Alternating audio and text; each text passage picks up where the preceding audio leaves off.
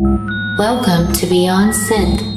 Please note, Beyond Synth is an explicit program and may contain inappropriate language. Listener discretion is strongly advised.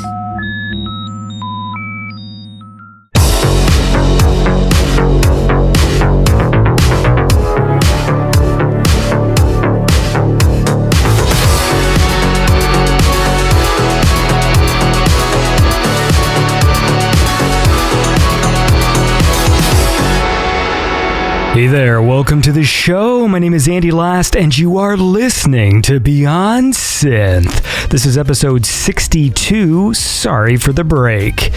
I didn't intend the break to be that long, but I got caught up doing other things, and we're going to talk about some of those things right now. So before I go any further, just to remind you that Beyond Synth is brought to you by DownToJam.com. It's a free website that helps musicians around the world connect based on musical compatibility. Compatibility? Wow, that's a hard word to say today. If you're a musician looking for a partner to jam with or to fill a spot in your band, you're going to want to check out this site. This is what happens when you go on a break. All right, listen. The show is brought to you by Down to Jam, all right? That's downtojam.com, DOWNTOJAM.com. It is a social networking site for musicians, and you should check it out. So Beyond Synth is on Thursdays at 8 p.m. Eastern on power85.com when the show is actually on, but we just took a break for like a month, I think. But if everything works as planned, we should have smooth sailing all through the summer of all new episodes. And I've recorded a whole bunch, and I've previewed some of them, so you know that I had Nina in the studio to record, and that's a good one. And today is also a really awesome episode because it is Gost and DAN TERMINUS at the same time talking about their European tour. Now, I have to stress also, and this always happens when you record interviews like 10 months before the episode airs, one of the questions in the show, I believe, was like, hey, when are you guys gonna come to England? And they're like, oh, I don't know. And like a few days ago, they had a tour, or I think I saw Dan and Perturbator played in London. So sometimes, yeah, I when I finally put these fucking episodes out, there's some shit that's out of date. So I apologize, but whatever. Okay, so what's up? Follow me on Twitter. I'm at Andy Last. Check out the Facebook page, facebook.com/beyond.synth.podcast. Check out the SoundCloud. That's where we post all the episodes at soundcloud.com/beyondsynth. And we play the show on Power 85 Thursday nights, and you can check out Power 85 on Twitter at Power 85 Radio, and also at Project Friday FM, and that's the Twitter account for Project Friday, the awesome synthwave show that happens Friday nights, hosted by Steve. So I want to talk to you guys some big Beyond Synth news, and if everything's working smoothly, because you know I record these shows in advance, the Patreon for Beyond Synth should be live now. So check it out. It's patreon.com/beyondsynth. And how about this? Let's listen to a song, and then when we come back, I'll talk a bit about the Patreon, and then we'll go to Gost and DAN TERMINUS. So this is a track by the awesome Magic Sword, and there was a new little EP, and it's awesome, and this was my favorite track on it. This is The Curse by Magic Sword.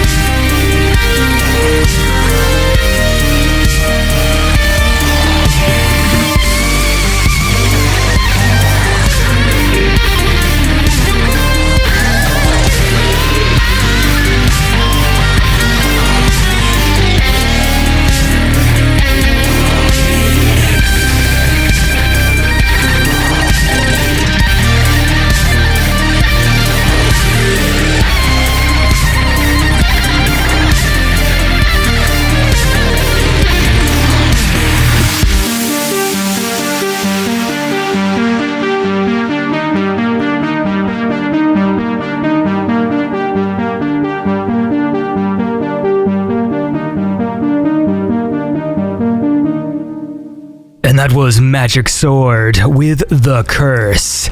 And Magic Sword never disappoints. He's always awesome. Or they. Ooh, it's mysterious. All right, he's got a mask with like a laser in there. So what were we talking about? Right, the Patreon. Patreon, if you guys don't know, it's a website. It's kind of like a Kickstarter. And how it works is it allows people, like fans of stuff, to donate to, content creators. Sort of like a Kickstarter, except it's sort of a monthly donation, but you can donate like low amounts. So looking at the page right now, and this stuff is going to be updated as we go, but if you go to patreon.com/Beyond Synth, or just follow the links on that I'll post to the Patreon, there's a video there that's going to explain what Patreon is. And basically what it is you can donate money to the show. And so there's things where you can donate like $1 a month. That's the low end. And, you'll get a shout out on the show. And there's higher tiers. There's a $5 a month, a $10 a month, $25, and so on. And each amount has different sort of rewards. I want to say the word reward. It says reward on the site, but it's weird calling it that. So that's basically what it is. If you like the show and you want to support it, that's cool. And there's also goals that we'll set on the Patreon. So if enough people donate and we reach a certain amount of money a month, then I will do things to expand the show. So I'm trying to keep things reasonable, to start out, because maybe no one wants to donate, which is fine. So the first goal is $250 a month. And so if that happens, I will then create a monthly Beyond Synth video show that will just be sort of a fun little thing. I know people who watch the videos I post tend to, or at least I hope they they enjoy them, and so I'm going to make that a regular feature. So I'm just going through right now. I'm seeing, so if you pledge $1 a month, that's like the low end one. That's basically like, you know, you like the show the way it is. You just want to, you know, throw a little bit of money my way towards the show, which is awesome. And that's that. The higher tiers are when we start getting into more rewards sort of thing. So $5 a month, and you can get a shout out on the show and stream new episodes of Beyond Synth right after they air. So, you know, the show airs Thursday, 8 p.m. Eastern, and then I don't post those episodes to the SoundCloud until Monday. So if you donate $5 a month, you will have a private SoundCloud link access to those episodes directly after they air on Thursday nights, whatever that means for your time zone. So as soon as that airs, I guess I'll have a list of the people who donated, and I can send those out. Also keep in mind that, as you know, Beyond Synth is recorded in advance. So if you're wondering why, you know, it's like, hey, where's my shout out or whatever on the show, just wait a week or two, because, you know, I record the shows and I do these intros and stuff sometimes several weeks before they air. So for example, today's episode and next week's episode, they're pretty much already made. So the shout outs won't begin until sort of after those ones air. But of course, I appreciate anyone who donates to the Patreon, and you'll all get your stuff. So that is the Patreon for Beyond Synth. That's the new thing, and if you want to donate, that would be fucking cool. And listen, that's all I got to say about that. So let's go to my conversation with Gost and Dan. It's actually this pretty much the whole show. So we're going to do that now, and hope you guys like it. So here is Gost and DAN TERMINUS. I'm live. Awesome, man. I don't really have anything planned. We're just gonna... I knew it. I fucking knew it. Oh, that's unexpected. All right, well, I am here today. It's a very special episode because I am joined by two wonderful people. I'm joined by Gost and DAN TERMINUS at the same time. A dark synth threesome of sorts. Yeah, you could say that, I guess. Hello, I'm DAN TERMINUS. Say hi, Gost. Yeah, what's up? So listen, man. So this is a fun thing, because anyway, I got a bunch of songs to play today, so I just have a playlist picked out, and we're just going to sit and we're going to chat.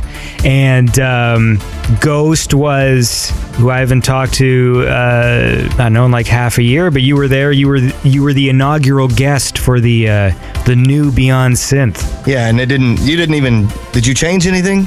Yeah. Because I feel like I'll listen to another episode and you were like, all that other shit that I said I was going to do, I'm not doing. Well, no, I did. The difference is now, like, there's this sort of preamble thing where I just sort of talk on the mic and play music. And then there's the interview section and like the playlist aspect. Because before that episode with you, I didn't used to play whole tracks.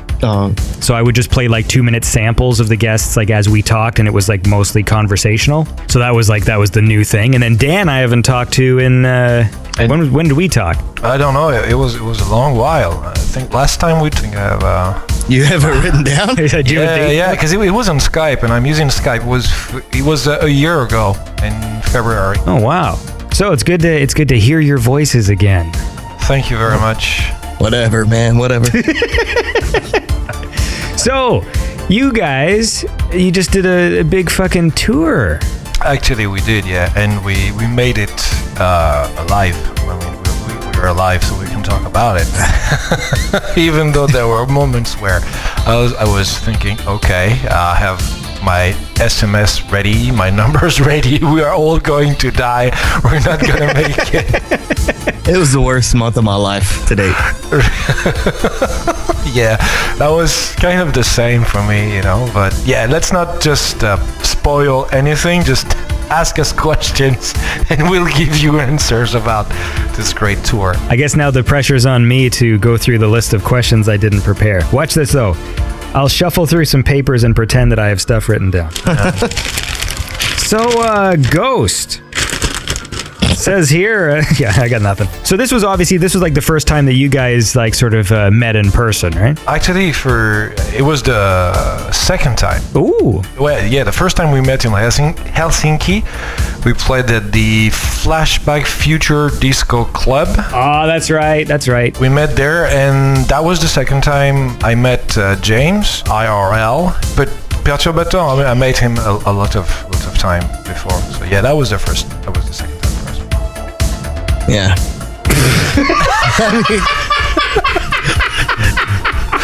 They're all French, so they get to hang out all the time. So what was that like? Did they English it up for you while you were in their presence, so you knew what they were saying? Yes. Apparently, there's a thing where they try and do their accents very proper, because apparently in France, if you sound French when you speak English, it's what, frowned upon, Dan? Am I right? Exactly. Yeah, you're right.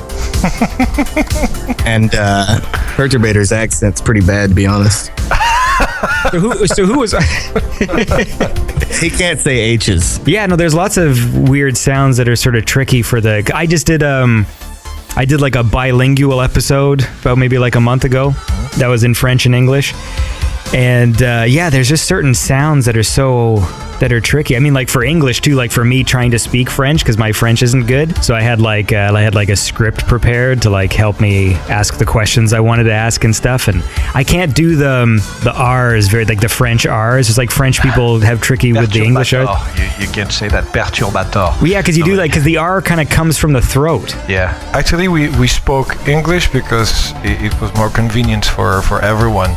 Our tour manager and his assistant are British. James is American, and Perturbator, his light technician, and I are French, so we decided to switch to English, so it would be more convenient for everybody. Yeah. Except for the French shows, everybody spoke French, and I just sat around looking at the fucking ground. That was every now and then I would kind of laugh like I knew what was going on, but he was. Yeah, it was great. I remember the show in La Maroquinerie in Paris. It was like he had this look on his face. He was like completely lost.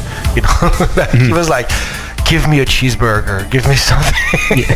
So, who was all part of the tour then? Well, it's like, you go ahead, Dan. Go ahead. You can have this one. Oh, okay. Thanks. Thank you. I appreciate. At first, it was just the three of us.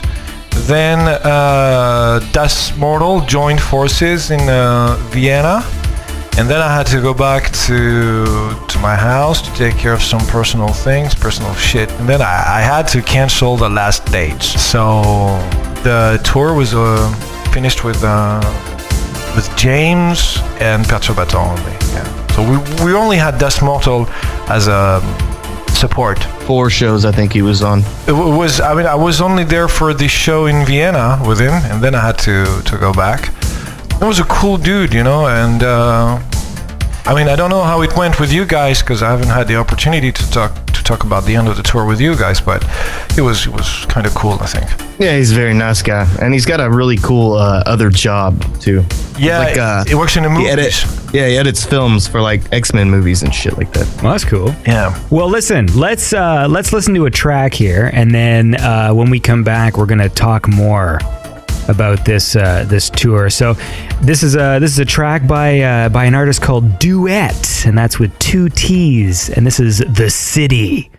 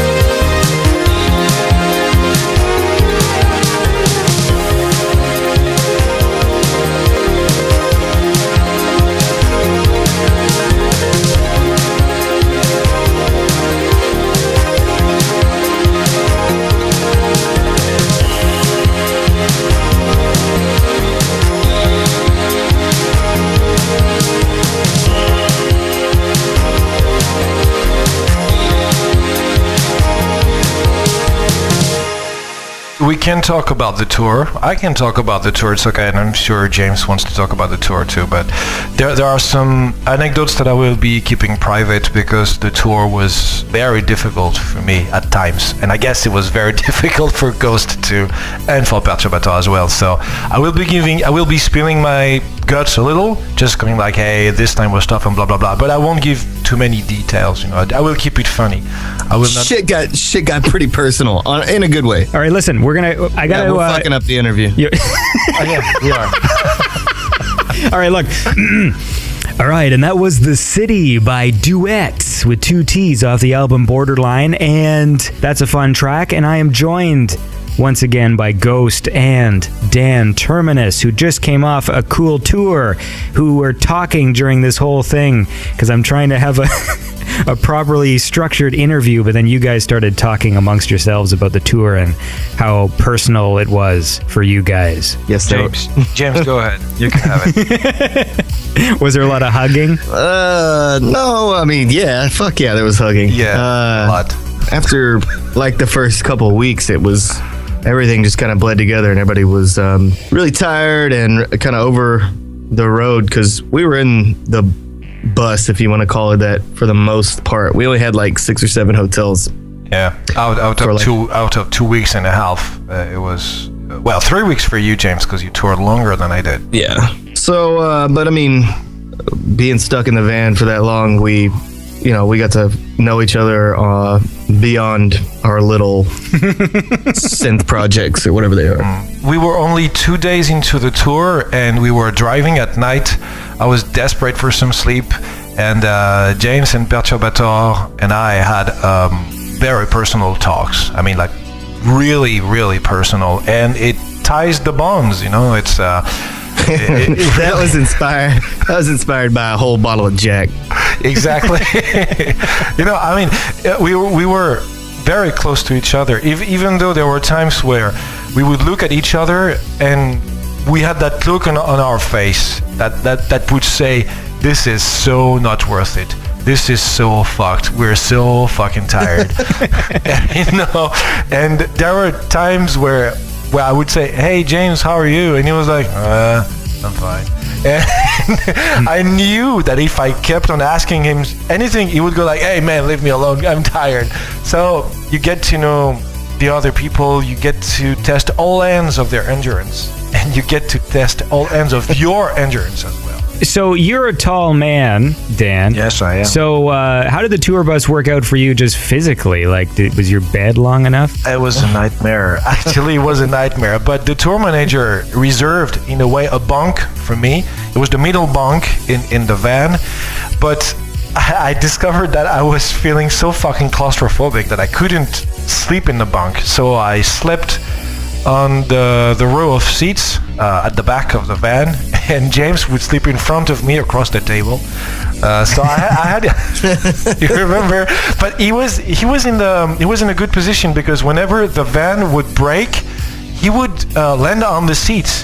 But whenever the van would break, I would have to clutch, seat belts or anything not to fall down. Oh right, yeah. But I had enough room to stretch my legs. But it was like, sleeping on a row of 3 seats.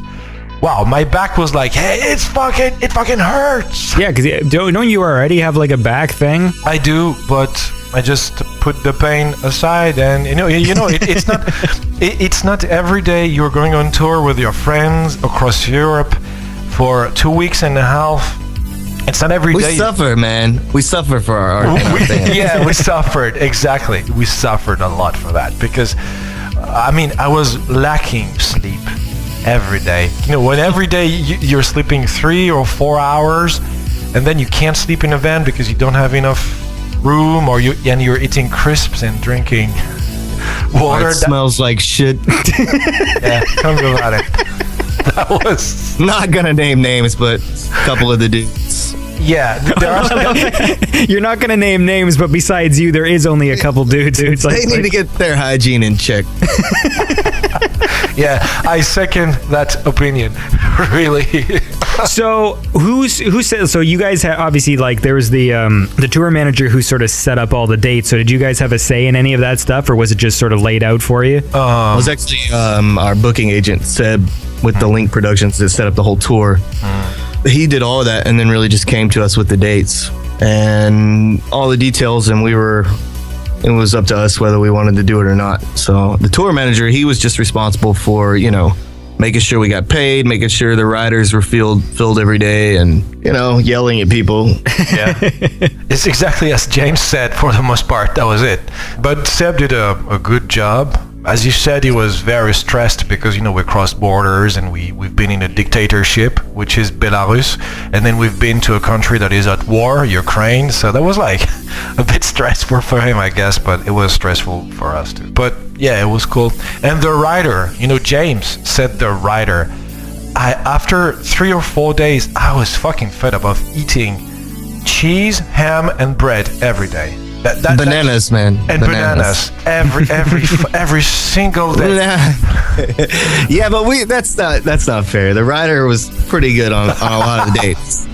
Yeah, we got like the second half of the tour was much better. We would get the initial rider, which was just snack food, and then like an afternoon catering, and then a dinner, which was actual plated food. So it wasn't all bad. But yeah, I mean, every day we got bananas, oranges, peanuts. Fucking peanuts. I forgot about it. Fucking peanuts. But I mean, that's life on tour. That's life on tour. About food. I will give you an anecdote about McDonald's. We were craving food, and we had McDonald's, and it tasted like one of the best meals we've ever had. We were in a van, and we were tired. We were leaving Ukraine, so we were all a bit stressed because we had to cross the border into Poland. We had a translator with us who was like a noob, really. He didn't know how to handle that kind of situation. And then the van was really silent. And all of a sudden, the tour manager goes like, Guys, McDonald's! So I wake up and I'm like, oh shit, food, junk food. I usually don't eat junk food, but I was so desperate for food that I said, okay, let's eat it. And we parked, and we stormed the McDonald's, and we had our menu, and we were like, this is so fucking good. Oh, French fries. We were so desperate. You remember, James? Yeah, you gotta see. I think the reason Perturbator has more Facebook's likes is because of how much he can eat at McDonald's. Oh, shit, yeah. Dude, he eats 2 fucking Big Macs, 2 large fries in one sitting. Yeah, and if you could see him in real life, he's fit. He's really, really fit. But he's young. He's in his 20s, man. The second he hits fucking 30, you're gonna see what happens to Perturbator. Yeah, but he was really. It was fascinating. James did not exaggerate. I mean, Perturbator, he was like eating and eating and eating. It was wow. How can he do that? But yeah, that was the happy McDonald's. We were happy to have food, and when you are on tour, when you're away from home, when you're away from decent cooking and decent food, decent people. Yeah. There were moments where I was really losing my mind. I was like, this is so fucked. Why am I here? Also, the reason McDonald's was such a big deal is because Belarus and Ukraine, I think together they may have like 2 McDonald's between them in the whole country. And so once we saw the Golden Arches, it was like, oh my God, it's a slice of home. It was a relief. It was really a relief. It was, last time I had junk food was like 5 or 6 years ago. So I was like, I don't want to eat that shit anymore. But let me tell you, when you're hungry, so hungry that you are almost starving, and when you're tired, exhausted, and you want to jump off the bridge, and when you see a McDonald's, you're like, I fucking love it. It's good. It's the best food in the world. Yeah, the thing about McDonald's and like with most junk, like fast food, is that it's soft. You know what I mean? Like, it's just, you just eat it. It's so easy to eat. It's like, it like melts in your mouth just because it's just trash. True. I've never thought of that. And that's the thing. So like whenever, I don't have the junk food too often, but I prefer Wendy's. Like Wendy's is my... There's no such thing there. We don't have Wendy's in Europe. We don't. It's either Burger King, McDonald's, or if you're going to France, it's Quick. which Yeah, is Quick. I remember Quick. Yeah. Listen, let's listen to we're going to listen to another song here, and then we're going to talk more about this tour, man. This is fun. All right. So this is a little track by DYNATRON, and this is... Oh, hey. Oh, hey, JP. He's a label mate. He just signed to Blood Music. Yeah, this one is cool, man. This is off the album Eternus, or whatever, how you say that. And this is the track Escape.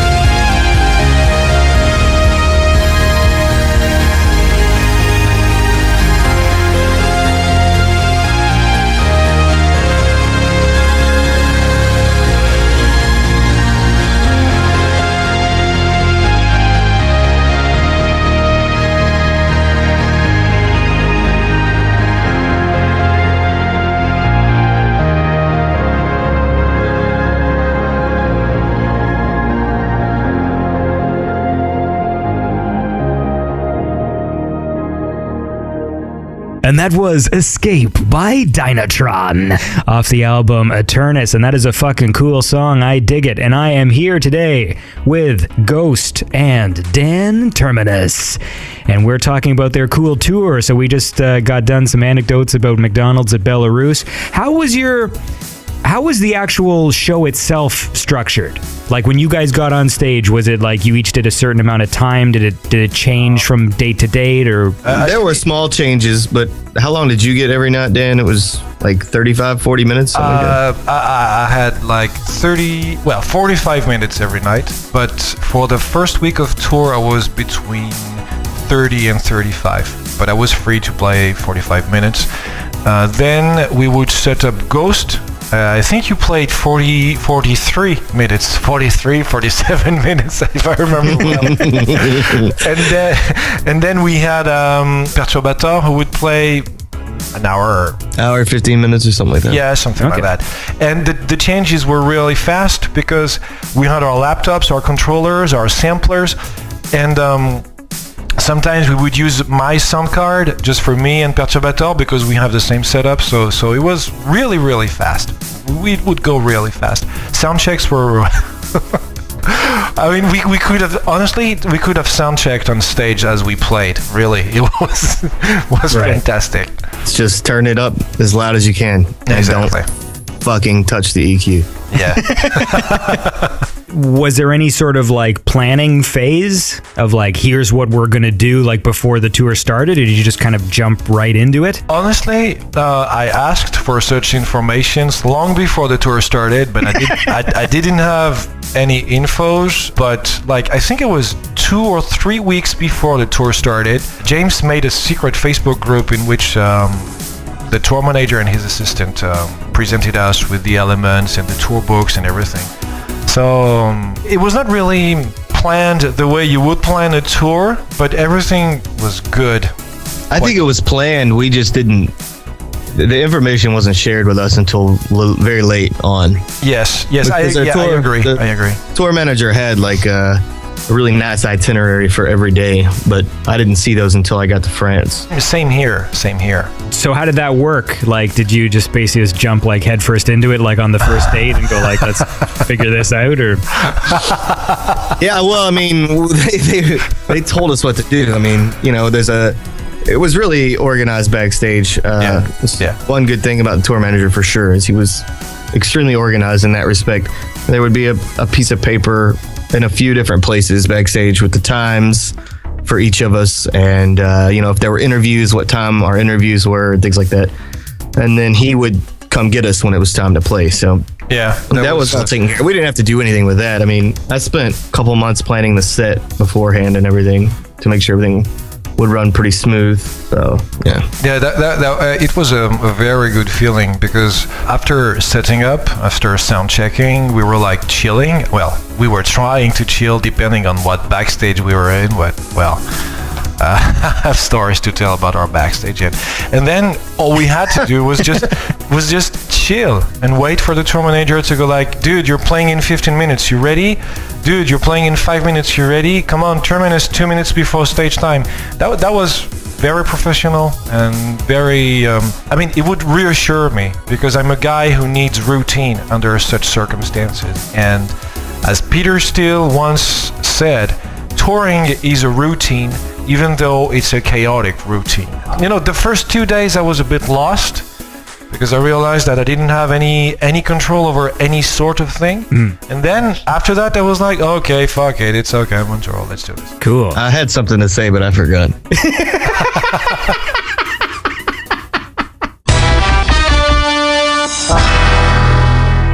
Were there any dates that were particularly like awesome, or like certain shows, or did they start to blend together, or do you get a sense of like, no, this was a good one and this was a good one? Oh yeah, there were a few that put a lot of places to shame. Belarus was insane. It was insane. Yeah. Kiev was like 600 plus, and they were out of their minds.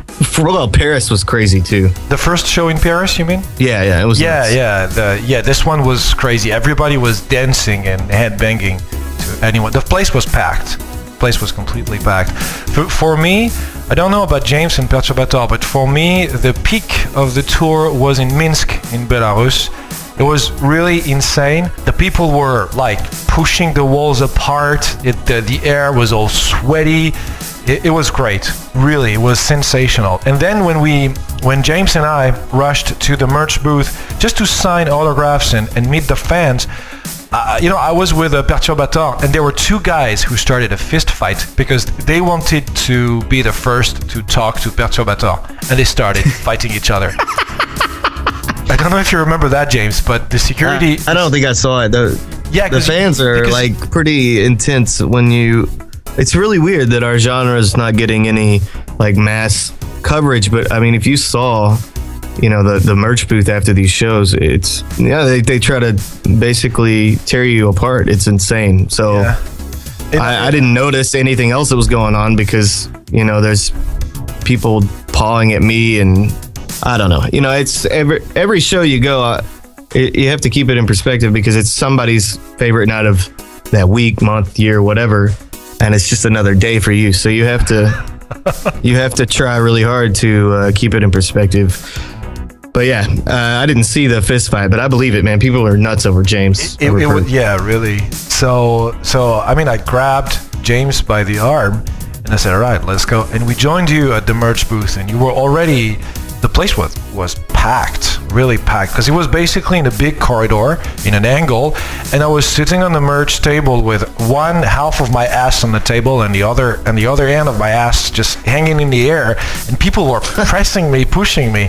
Gost was next to me, Perturbator was right there, and it was insane. People were insane. They were really dedicated to music, and you could feel that they were very happy to see us on stage. And there is a Belarusian fan, a girl, and she said, well, I don't care if I go to jail.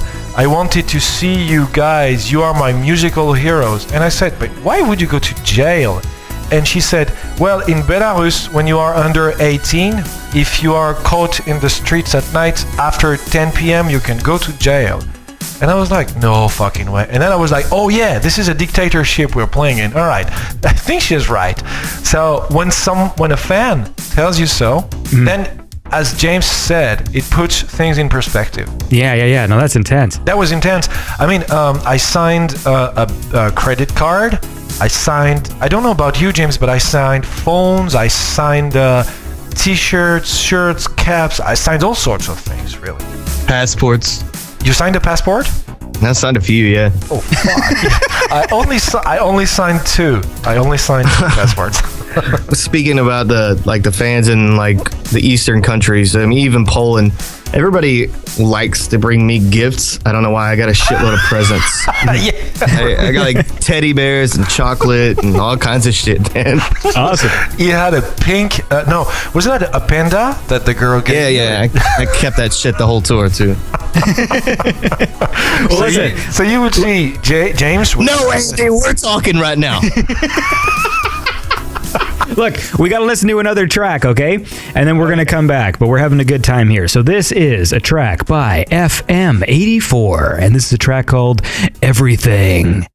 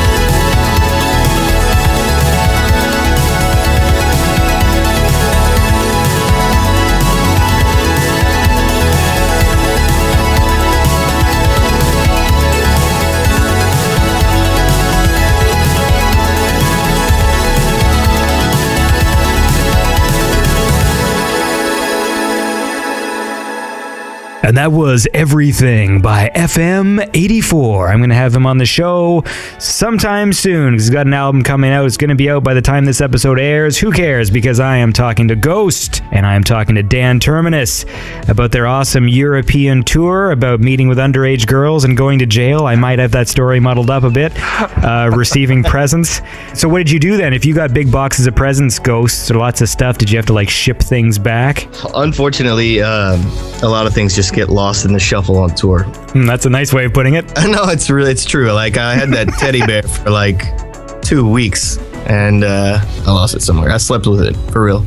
Yeah, that's true. I remember that. It was either in his arms or above his head. It was hanging to the band's window. So yeah, I remember. Oh man, I was missing my family. What can I say? Yeah, that was the same for me. As for gifts, a Ukrainian fan gave me tabs of chocolate. You know, packs of chocolate, and I stuffed them in my luggage. You know, my hand luggage in which I kept my laptop.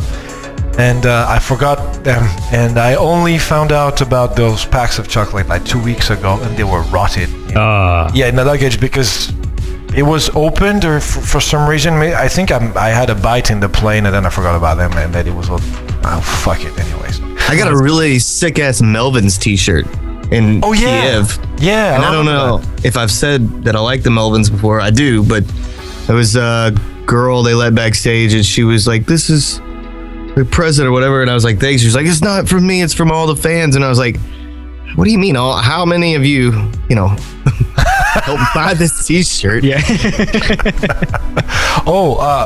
Talking about buying things. What a segue. All right, come on. Sorry. I thought we weren't going to talk about the escorts. No, I didn't do anything of that sort. So talk to me then. You're all sort of packed into this thing like fucking sardines. When you guys got like to the hotels and stuff, did they pack you all in the same room, or were they nice and gave you separate breathing space, or what? We either had a room to separate the tour package in half, and then sometimes, we got separate rooms. Well, for me, being the only sober guy on tour, even though I got drunk a few times, but that's a different story. You seem to be a man of contradictions. I know.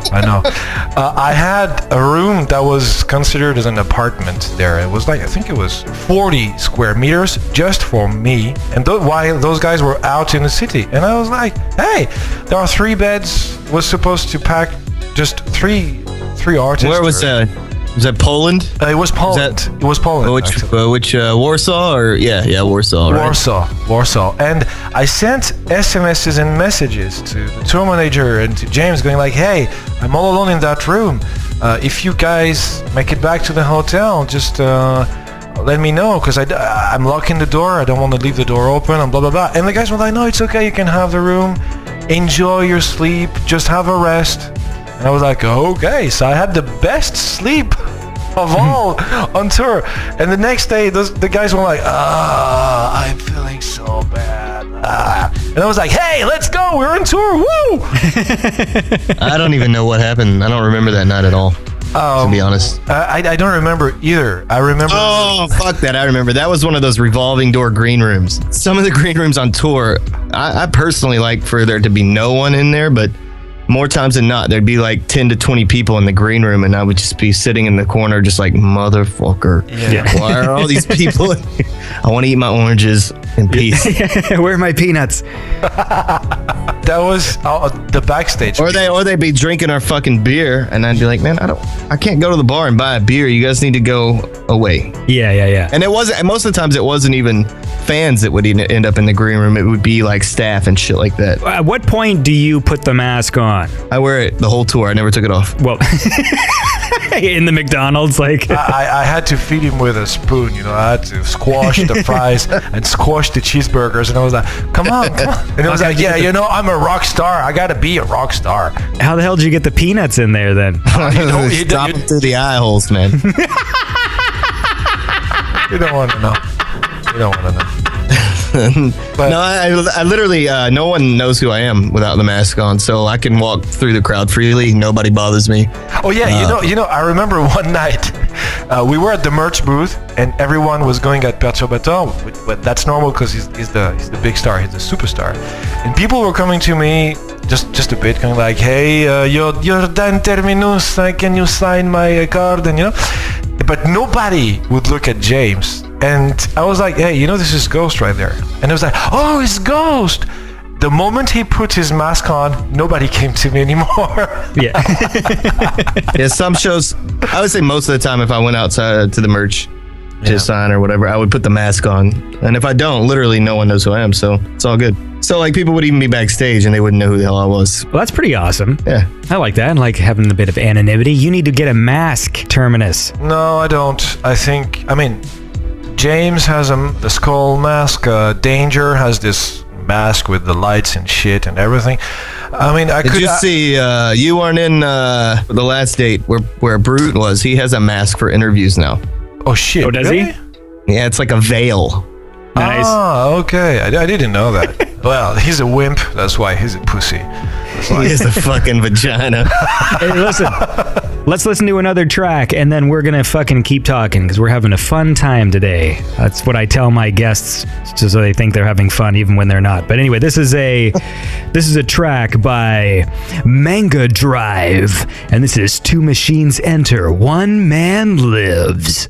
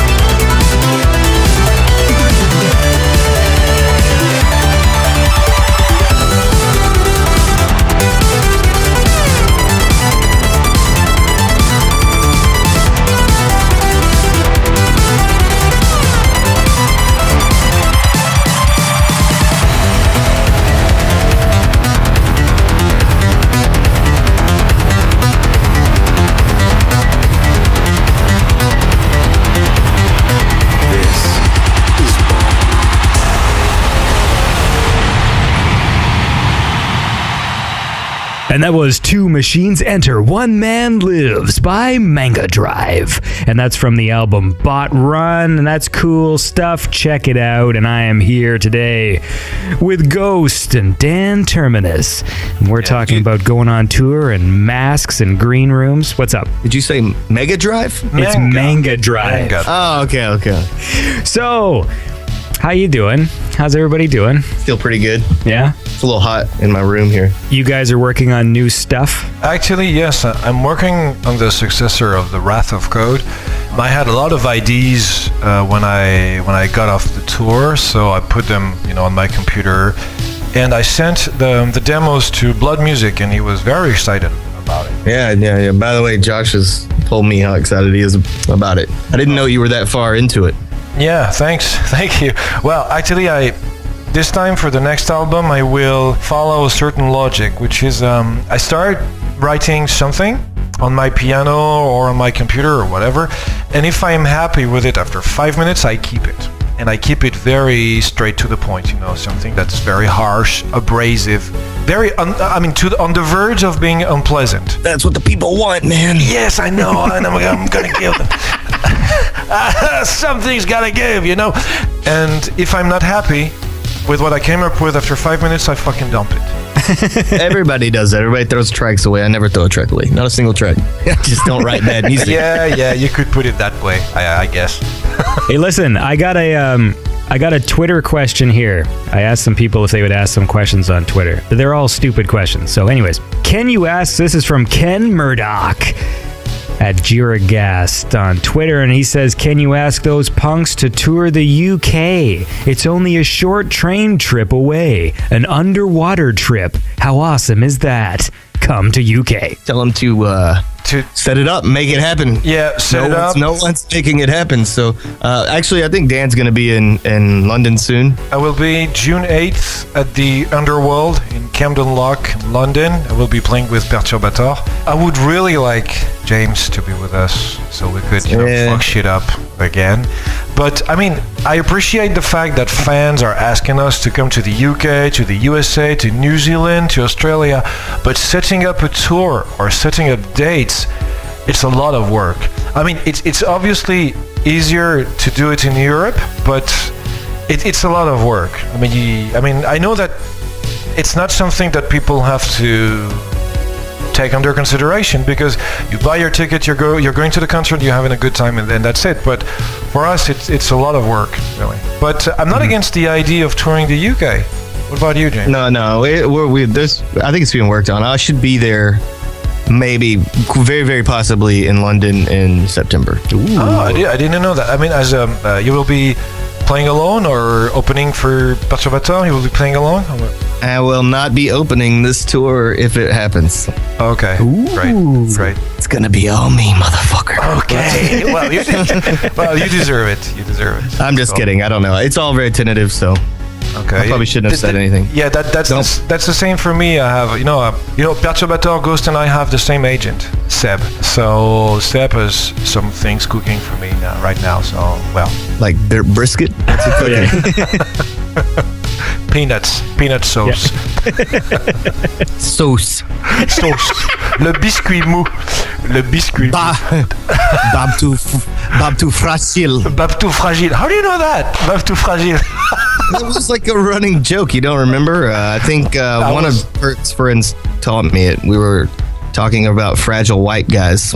Yeah, Bab tout fragile. Yeah, that's soft white boys. So did you, Ghost, did you pick up any Le Francais? No, I didn't pick up any French, man. I can say like nothing. I can say like 2 words. Le biscuit mou. You can say that. Limp Biscuit. Le biscuit mou. Oh yeah, I forgot about that shit. We listened to the second album of Limp Bizkit, like the whole fucking tour. Yeah, really. And let me tell you one thing. At first, it started out as a joke, but god damn it, and now I don't like it. At first, I was like, oh no, man, they're not serious. We're not going to listen to that shit. And after I think 12 or 13 times listening to the album, I was like, I did it all for the Nookie. No, the Nookie. I'm treated like shit. Hey, I got another question here. Go ahead. This is from Synth Fetish at Synthstreams on Twitter, and they say, find out which one would emerge victorious in the Thunderdome. I'm pretty much set up for the Thunderdome already. I don't even know what your character would be, Dan, so... I haven't thought about it, so I don't... You haven't given this question I've just asked just now much thought? I would be much more concerned with Tina Turner, to be honest. I would be much more concerned with a Ford Falcon, which is actually the car that was used to build the Interceptor V8, the last V8. I don't give a shit about that Thunderdome thing. I'm more into cars. I love the first one because of the cars and the bikes and blah blah blah. But you know, when they destroyed the Interceptor, I was like, oh come on, that's what I want. I want. So me, I would win. Yeah. And I would be a mechanic, you know, backstage, go like, I'm fixing your car. Let me scream. Well, listen, since I have you both here, I figure I might as well throw some of your guys' tracks into the playlist, man. So we're going to listen to Gost and the track Without a Trace.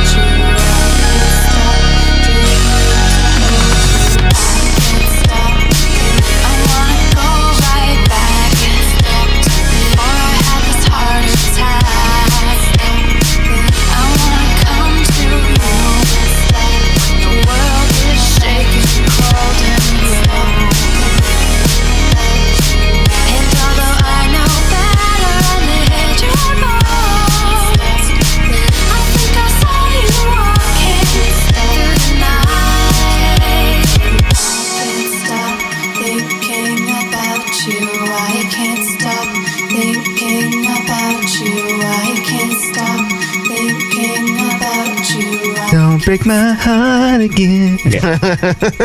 And that was Without a Trace by Gost off the album Behemoth, featuring Haley Stewart. And I'm here today with Gost and Dan Terminus, talking about their cool tour, reminiscing about the good times. Is that fair to say? Exactly. The bad times. Talk to me about the bad times now. We've had the good time stories. Pretty much the whole tour was a bad time. No, just kidding. Just kidding. People don't understand, man. Everybody's like, what did you see when you were in Europe? And I was like, okay, pay attention because this is going to take a long time. Tour bus, Yeah. venue, tour bus. Yeah. That's it. That's it. All the pictures I have of Europe are from out of the van window. So I bet you must have seen a lot of really great washrooms. No. So, actually, fuck that, man. I don't know what it is about Europeans, but every fucking club over there has a shower cleaner than the one in my house. I don't understand it. I don't know how they do it.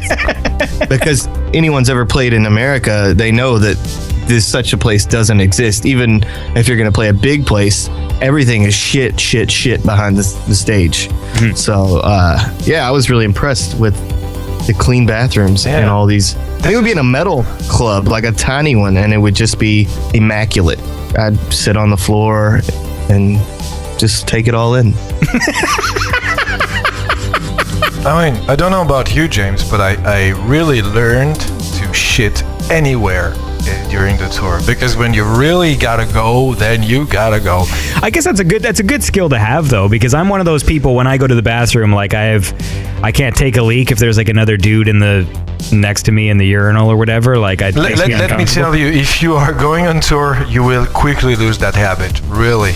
Yeah. Oh, trust me. It's You gotta learn how to cross the streams, man. yeah, cross the streams. But you know, James said it right. Van, hotel, venue, van, whatever. I was the only one who, you wanted to have bad times? Okay, I give you one bad time. We were stuck in Germany for 2 days with no power, no electricity, no water. We were parked next to a park, and it was fucking depressing. And I was up. I couldn't sleep because those guys were sleeping in the van. You know, they were like all over the place, and they were snoring like hell. It was smelly and shit. And I was like, okay, I might as well just stay awake. And I walked all alone in the park for 3 hours, doing nothing, being smelly, being dirty, nothing to eat. No cell phone service. Why was there nothing? Was it just because like there was no power at the park that you were hooked to, or? We were not supposed to park there. It was just a park, with a parking lot for the people who are living nearby. It was bad planning. It was bad planning because our tour manager and Seb didn't know that there was a certain communication between the promoter and blah blah blah. So basically when we got to the venue, people were like, oh hey, but here's power and here's a parking place. You could have parked here for the whole time, and we were like, a motherfucker. So we were a bit infuriated by that. We parked there because we had to get our Belarusian visa. So we parked right near the embassy is where that was, and then we got to wait out. How long were we waiting outside that embassy, dude? Like 2 hours? 2 hours. 3 hours? We waited 2 hours. The longest 2 hours of all. And when we were at the counter, everything was ready. We had passports, papers, checked in. We had the money in cash. And the Belarusian guy at the counter says, oh, you can only pay with card. So... a special card. A special card, which is called... Not any card. Yeah, it's called Electro Money or Electro Card, and it's only in Germany. So we started to really feel like shit, and we were like, oh fuck, this is fucked. We can't do it. And there was a guy after the tour manager who said that he could pay for us with his Electro Card in exchange of our money, our cash. So the tour manager gave him the cash, and the guy who was a total stranger paid for us. So he basically saved the tour. Well, he saved that one show, which ended up being a really good show. I mean, more bad times would be the Ukraine border, the Belarus border. I mean, we were there for like 8 hours a piece, just sitting at the fucking border. And I don't know why. I mean, I feel like a lot of times they were just fucking with us because they knew they could. Yeah. We would have the paperwork. Everything was perfectly in order. All the fees were paid. And then they would just make us sit there. You know, you can't get out and like smoke a cigarette or anything. You're just fucking trapped in the fucking van. Yeah, that sucks. When we crossed the border from Belarus to Ukraine, actually we got into a country that is still at war. So the guys there were not civil servants. They were fucking soldiers. And I don't know, James, if you remember the sign that said, "Don't throw food out of your car. Don't throw your cigarette butts on the floor. Don't get out of the vehicle unless you're asked to. Don't talk unless you're asked to, and you will be fine." It was written both in Ukrainian and English. Yeah, I saw it. You saw it. It's like a DMZ right there, the demilitarized zone, and they had like big mounted machine guns on turrets and everything. Yeah, it was frightening. Yeah, it was even for a Texan. Yeah. You know, we were stuck in that van and we couldn't do anything. So I feel like we need to talk about some good shit now because I have some good stories. I have some good stories as well. So I want to focus on the good stories. It's much more interesting. Well, but it's nice to know sort of all the aspects of a touring show, you know? So we imagine it's a tour bus full of whores and, people pouring champagne and stuff, but the reality is much different. No, we were pouring champagne, but it was just us. Well, listen, we're going to listen to another track here, and then we'll celebrate some of the good times on tour. That's my terrible segue to that. So here's a track by CYBERMAGE, and this is a track called Images and Visions.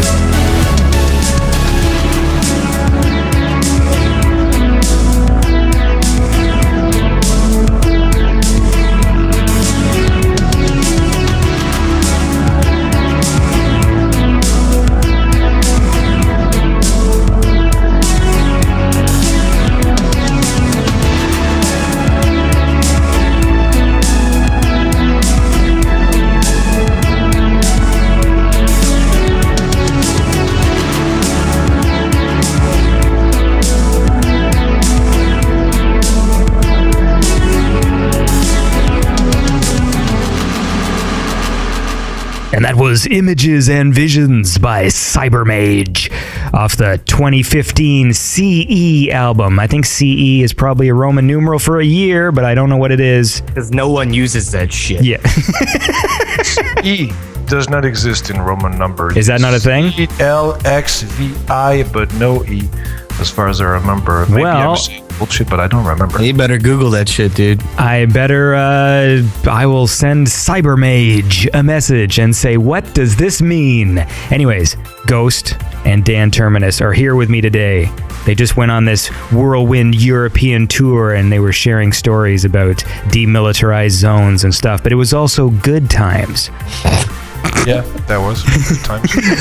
That was just one time, though. Let's see. Okay, Bratislava. No one was at the show. There's probably 30 or 40 people at No. max. And for my show, when I opened, there was the tour manager, Gost, Perturbator, and 4 guys in the room. And I was like, It's a good story. This is a good story. yeah, it's a good story. There was the spaghetti. You got to admit, the spaghetti was fucking phenomenal. Oh, Remember this? yeah. They served so- us a big plate of spaghetti with a bolognese sauce. It was ravishing. It was fantastic. So what happens when you're in that sort of situation where you're performing for like 4 people? Like, Okay, I mean, well, it was this part of the tour, like dead center of the tour. I decided I was done using Tractor, and I downloaded Ableton and got a new controller in Bratislava, and did a whole new set for that night. Anyway, set was whatever, small crowd. They were enthusiastic, but it was a small crowd. After that, we meet a guy that owns a tattoo shop. All right, now this is gonna sound worse than it actually is, but the tour manager, he liked, having a lot of fun. Like, he liked to party. So the tattoo guy was like, listen, come to my shop. I'll give you guys free tattoos and I can get you, whatever you want. So he's like, okay, I'm going to let you and Perturbator go, but only if you can get the shit I need. So we're like, all right, fine. We'll get it. He says he can get it. We got it. So we're walking, and this is like a 5-kilometer walk to the tattoo shop, by the way. And I forgot my passport, so I'm naked out here in Bratislava. If I get stopped, I'm totally screwed. But anyway, so we get about halfway there, and the dude turns to us, and he's like, by the way, man, I can't get anything. Like, he didn't make a phone call or anything. He's just like out of nowhere, and I'm like, oh God, man. You don't know what you've just done. The tour manager's going to be fucking mad as hell. So anyway, they're like, well, we'll stop this liquor store and we'll get you guys some liquor. What do you want? And me and Perturbator are both like whiskey. That's what we drank the whole tour. So they come out with a bottle of vodka, naturally. We end up at the tattoo shop. Me and Perturbator get tattoos of each other's logos like a couple of real awesome guys. We get really drunk. It's a super nice tattoo shop, probably the nicest one I've ever been into, and I'm covered in them, so I've been to a lot. Before we get the tattoos, and I'm like, okay, you got to talk to the tour manager. I'm telling the tattoo guy that, because I'm like, I'm not telling him that you fucked this up. The guy's on the phone with him, and he's like, oh, no, I'm so sorry. He's like almost in tears, because the tour manager had a really good talent for making people feel like very, very small. He was he's got a hell of a yell. You know what I'm talking about, Dan. He just fucking lets it all out. Yeah. So anyway, we had fun with those guys. I made some friends that I hope I get to see again, and that was one really good night that ended up good for me and James anyway. Okay, so let's talk about the good stories, because I have a good story. As you know, I never drink alcohol, but one night I was like, okay, this is what I call the glass of friendship. I will drink like just a very, very small and tiny glass of alcohol, just to share the friendship and to agree on the fact that, well, alcohol can be fun if you drink a very, very small glass. But I had one beer and I was fucking drunk completely. You can tell, James, I was really drunk. And then I had a shot of whiskey. And I remember it tasted as if I was drinking a piece of wood, but turned to liquid. Really. And I was like, that's disgusting. And then I don't remember anything. I don't remember anything else. I just woke up in the van and I was like, hey, we're in the van. And everyone was like, yeah, you slept pretty well right after that shot. It's all I remember. I'm not going to do this every day, but just doing it once, being slightly drunk just for once, was a funny experience. When was the last time you had drank? Like before that, I mean, like for that just 2 drinks to have like such an effect on you. Yeah, I had like a beer when I was 13 or 14. It was a disaster. I had a few drinks with one of my exes, and it was a disaster as well. But those were the only times I drank. I never drink. Just ask James. If you give me 1 beer or half of a beer, I'm drunk. I have a pretty low tolerance myself. I mean, what you're describing reminds me of like when I drank in high school. Like I remember a dog fucking punched me in the face. Quite comparable to Dan drunk. It's like hanging out with a freshman. Yeah. I tell you, when you are lost in Europe with your friends and you know that right after the concert is over, you're getting back to the smelly van, well, getting drunk, just a bit drunk, can be funny. It doesn't have to be a habit. It doesn't have to become a habit because it's bad. But it should be. I'm never going to do this again, but it was fun. Every day waking up, with a hangover, all the younger guys on the tour were like, oh man, we're just drinking. And I was like, for you guys, you're just drinking. For me, this is like 3rd stage alcoholism. So what do you use then, Dan, to power yourself during a show? Nothing. Just the joie de vivre? Yeah, joie de vivre, and just doing some stretches before the show because I cracked my neck. I snapped a bone in my neck in Poland, so I said, all right, I got to do more stretches. I'm thinking about the music, triggering my samples, playing my shit on the fly and everything. That's all I need. Yeah, Dan spends a lot of time with his set, like before the shows usually. He's on his computer doing his thing while we're doing more whiskey, which we shouldn't be doing. That's true. Actually, that's true. But I only did it at the beginning of the tour because I was not satisfied with my last set, which is okay. Everybody makes mistakes. I make mistakes. It's okay. But I changed my set like 3 times for the first 3 dates, and then I was like, okay, I'm just gonna leave it like that because I don't want to touch it anymore. Yeah, man. It's funny, I'm with you. I changed mine a few times because you have an idea of how it's going to go, but on stage in front of a crowd, certain things don't work out like you think they will. Do you find that you can easily change things up? Because, I mean, like, when you're doing the kind of sets that you guys do, I mean, like, how flexible can you be if you sense, like, something's not working? Oh, well, when I was using Tractor, I could do whatever I wanted, but Ableton's a little bit more rigid, but it's also more reliable, so, I don't know, it's give and take. As for me, I'm going to tell you a secret about my live show. I have many instruments that I play on stage, well, virtual instruments, but suppose that I faint on stage and I forget to press my samples, my instruments, whatever. All you will hear will be the drums and a bass instrument. Using Ableton on stage is... my set can be flexible. I can change it on the fly, but it will sound very awkward in a way. It will be very awkward. It will not sound very polished, but I can do it.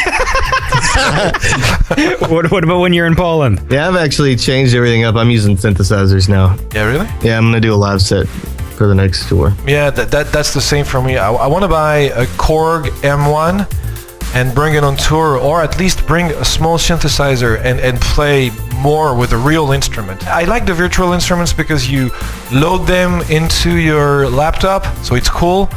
But I need a bigger keyboard. I need just to play something other than triggering my samples and playing virtual synthesizer. I need the real thing. Yeah, I hear you. I'm just using I got a couple of those controllers from Arturia, the ones that look like real synths, like the Keylab 61 and. That's a good one. I got all the black editions too because I'm fucking cult. We're gonna listen to another track. Yeah. And then we're gonna keep talking. This track is called "Falling in Love" by Street Drugs DTLA.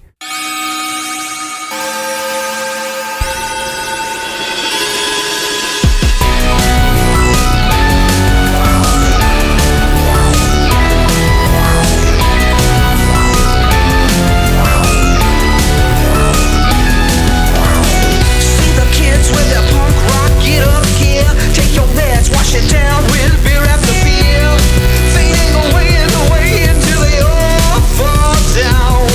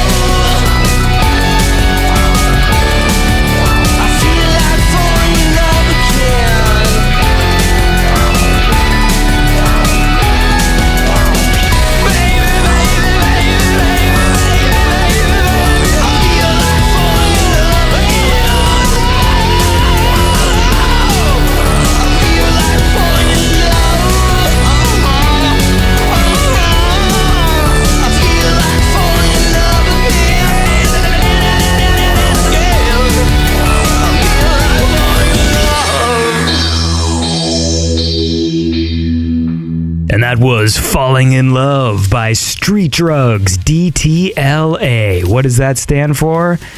I don't know. DAN TERMINUS. Yeah. I'm still here with... Carpenter Brut and Noir Deco. That's why I did that bilingual show, because I'm trying to encourage Carpenter Brut to be on the show. You'll never have him. I doubt he will ever accept. He does interviews. Because I did that one on purpose, because I'm just like, you know what, if I show him that we can do it in French, maybe he'd be more comfortable to do it. But anyways, he's not here today, so it doesn't matter. I'm here with Gost and DAN TERMINUS. It was everywhere on tour. Every night, somebody would walk into us with a Carpenter Brut t-shirt, and every night we played, there was always at least one guy who was like, hey, oh, you know what would be cool? You know this guy, Carpenter Brut, bring him on tour. Who's that guy? He travels with 20 people. It's not something you just do. Yeah, all right. That's cool, man. Next time we'll just pencil him in. I finally got to meet Frank, by the way. Oh, yeah. So, how was he? I like him. I really expected to hate him, but he's a fucking nice guy, man. Exactly. That's what I told you. It's really cool. Hey, listen, I got another question from Twitter here. Yeah. It's from Professor Scam, and he wants to know how much Kush do they smoke? How much what? Kush, dope weed. How much weed? Dope? Did you say dope? It's not my mom. Grass. How much grass do you guys smoke? I didn't, because I got asthma. I can't smoke, and my D days are over because they never started. James didn't do anything illegal, but I don't smoke. I used to, but now when I smoke, I get real fucking paranoid. I think everything I say is weird, and it gets progressively weirder. And if anybody even looks at me, I feel like they're looking at me like, why are you fucking talking? So it doesn't work. Yeah, it doesn't. It's funny because I don't smoke anymore either, and I haven't smoked in a long time for the same reasons. For me, I'm just too logical of a guy, and if something's bad over and over again, I don't just keep at it because everyone else is doing it. You know what I mean? I feel the same way about food, about just life. I'll have a buddy who'll just keep eating shitty food, and he's part of his meal is also popping a fucking a Tums or an antacid or whatever. Yeah. And it's just well, if everything you eat keeps making you fucking, your stomach upset and stuff like that, change your fucking diet. And with the weed, it was the same thing. It was fun for a while, and then I just got to this point where it's just this isn't fun anymore, and I just keep doing it because everybody else would be. I'm the same. I guess I would say any weed as long as I'm really fucking drunk. Yeah. Because I have a really bad, I don't make good decisions when I'm drunk. If somebody's like, hey, try this, I'm like, fuck it, yeah, let's do it. Oh, yeah. How bad can it get from here? But I guess that's the truth with everybody who's drunk. I mean, who makes good decisions when they are drunk? Ask him about the Matrix Club in Berlin. Oh, man, the Matrix Club went hard as fuck. If you're ever in Berlin, do yourself a favor, after hours at the Matrix Club. Oh, yeah, definitely go there. Please go there. Man, I don't want to talk too much, but I'm just going to say that me and Perturbator, we tore that fucking place to pieces, man. We danced the night away. They did. I was there to watch them because I was so fucking exhausted that I could only rest my head and look at them, and they were dancing. They were shining like stars. It was what is the Matrix Club? Yeah, you don't know the Matrix Club, Andy? You have to experience it, brother. You have to go there. Yeah, and when you enter the Matrix Club, you enter another reality. People are always happy. You can drink as many beers as you want. You will be drunk for all eternity, but you won't have a hangover. You won't puke or anything. That's the Matrix Club. And the next day, the next day when you wake up, the first thing you say is, "Let's go to Matrix Club." It grows on you. It was the only place open. Okay. Yeah, that's why. If you want me to be honest, it was the only place open. Wait, is it called the Matrix Club? That's what it's fucking called, man. Yeah, that's the Matrix Club. Matrix Can't make this Club. shit up. These are Germans, dude. I don't know. Actually, we were driving in two separate taxis. And Yeah, you remember those taxi cab guys were jerks. The ones, when we were leaving. Yeah. I think you left before, but they were taxi cabs just lined out in front of this club because it was, it was hundreds of people in it. And the first 3 or 4 we went to, they were like, no, we can't take you there. And it's it's like 2 miles away. What do you mean? So I don't know what the fucking deal was. That was not enough for them. That was not far enough for them. And I was with the merch guy, whose name is Dan. And the taxi drivers were very rude to us until we found one who said, "Yeah, okay, I'll take you. But I guess that situation would happen in France or Spain or Italy, wherever taxi drivers are rude or anything. And I'll tell you what, we missed out on the real spot though. I think it's called like Sephoria or some shit. Like that's where we tried to go first. Sisyphus. And it's like, Sisyphus. That was Sisyphus. Yeah. They had it's an outdoor like rave party they have there every fucking day of the week. But the day we were there. The day we were there, they closed it. And before going to the Matrix Club, we went into a very typical German bar, and those guys dropped some vodka in my Coca-Cola while I was not looking. So. Oh yeah, I forgot about it. I felt horrible afterwards because Dan got drunk, and I don't think he realized he was drunk. And I was like, "Oh yeah, man, we did that." Sorry. No, it's like that was weird. We in that little traditional bar, there were two American women, young women, who were lesbians, obviously. They were not lesbians. We just have no game. Well, listen. We listened to a Gost track, so now I think we'll listen to a Dan Terminus track, one of the ones I dig, because it's one of my favorites. It's a track called Solar Maxima. Oh no. Well, I like that song. What's wrong with that song? I don't like it. What's wrong with you? You realize that we don't like any of our own songs, right? Yeah, after listening to our tracks for like thousands of hours, EQing the shit out of it, working on it, I'm like, fuck. You get to a point where you're like, was it ever worth a shit? Exactly. Then you read a review and you're like, yeah, right on. That's exactly how I feel about it. It's fucking piece of shit. Well, speaking of this piece of shit, let's listen to it now. This is we're still this is Solar Maxima by Dan Terminus.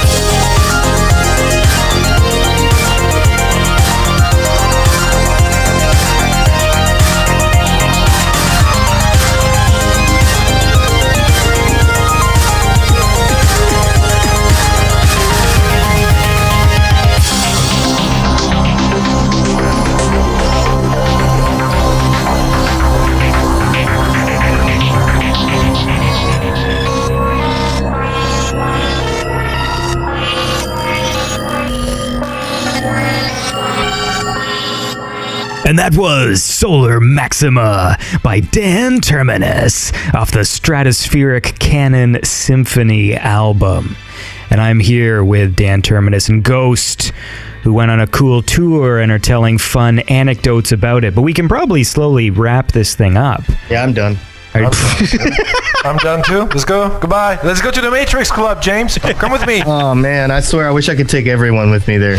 So, if you could encapsulate this whole sort of the tour you went on and what you guys have been up to and what your life goals are and your all that stuff, can you sort of wrap that into like a short sentence, each of you? If someone, let me go ahead. James, go ahead. No, that's cool. You go. No, you go.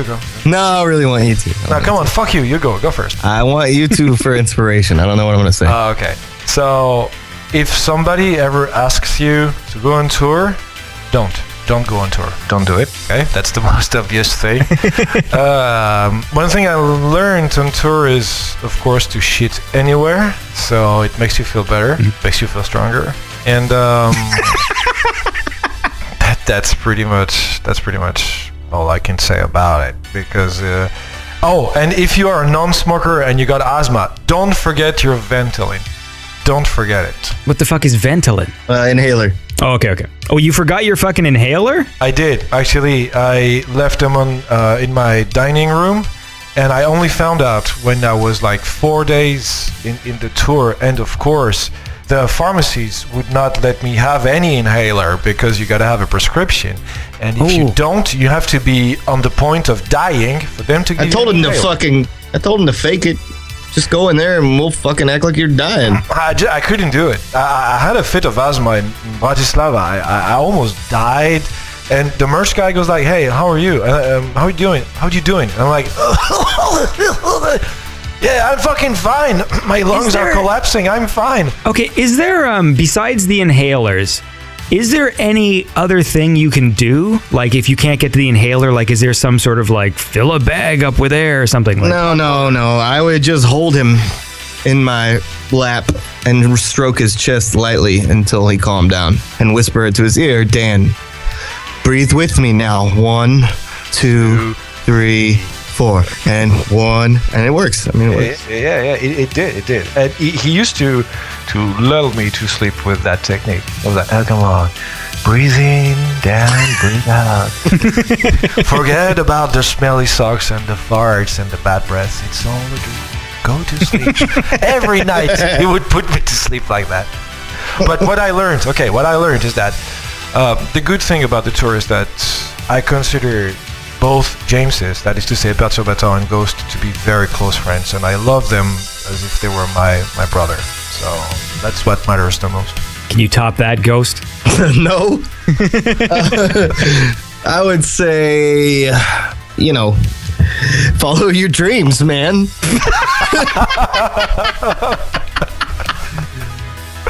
No, it's fun. I had a lot of fun. It's just like any other job, I guess. I'll hopefully get better at it and hopefully get a raise on the next one. Like Dan said, we all got super close. Perturbator used to not answer my messages sometimes on Facebook, but now he answers every one. Yeah, I haven't talked to him in a very long time. Because he doesn't fucking answer his messages. And it's not, look, I was at his house with him for like an entire fucking day before the tour started. And it's not like there were like hundreds of fucking messages coming through his personal account. There'd be a few, but everyone that would come through, he just X. So he sees them. He just doesn't give a fuck. Well, that's a good way to be. I mean, it is stressful, I guess. So anyway, if you want Perturbator to answer your messages, just go on tour with him and lie, make up some stupid, heartwarming story that he'll believe, and then you're good to go. Yeah, fuck him.